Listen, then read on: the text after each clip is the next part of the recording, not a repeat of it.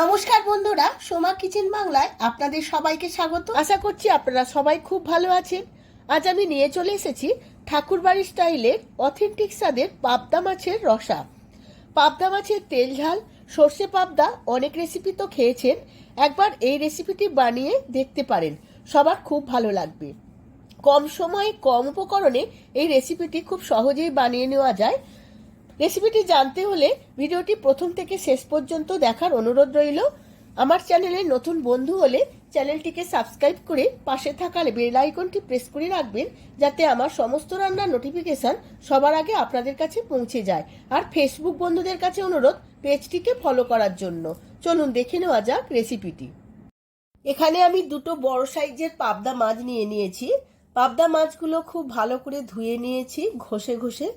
এখন আমি নুন আর হলুদ আর অল্প একটু সর্ষের তেল মাখিয়ে নেব, কারণ মাছটা ভাজার সময় খুব বেশি ফাটবে না। এবার সমস্ত কিছু খুব ভালোভাবে মাছের গায়ে মাখিয়ে নেব।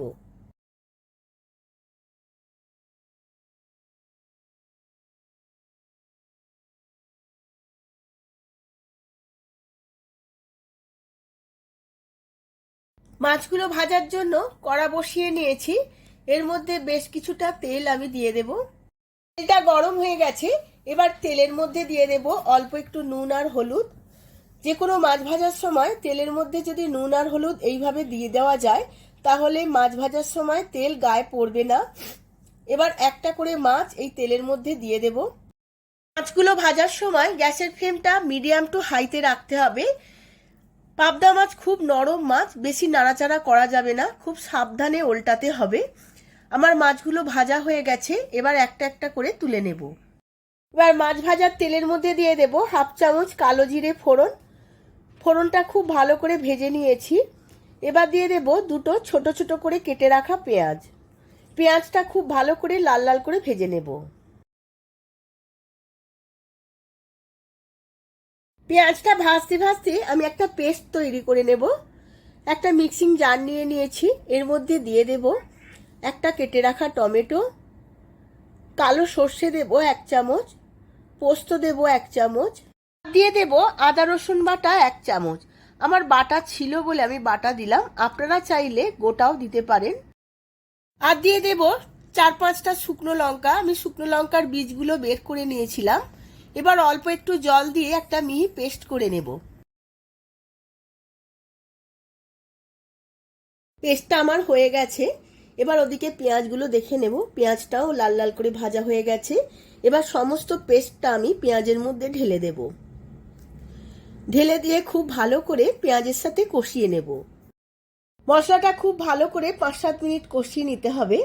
এর মধ্যে আমি দিয়ে দেব অল্প একটু হলুদের গুঁড়ো আর দেব 1 চামচ কাশ্মীরি লঙ্কার গুঁড়ো, যাতে কালারটা খুব সুন্দর আসে। সমস্ত কিছু আবারও খুব ভালো করে কষিয়ে নেব যতক্ষণ না তেলটা ছাড়ে।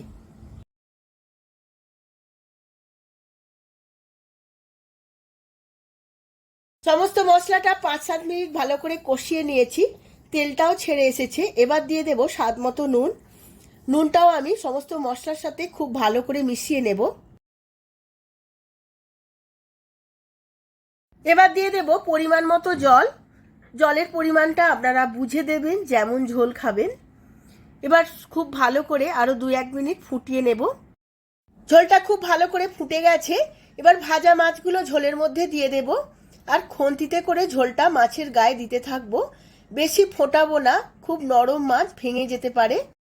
মাছটা আমার একদম রেডি হয়ে গেছে। এবার গ্যাসের ফ্লেমটা অফ করে দিয়ে কিছুক্ষণ পরে সার্ভ করে আমি সার্ভ করে নিয়েছি পাবদার রসা।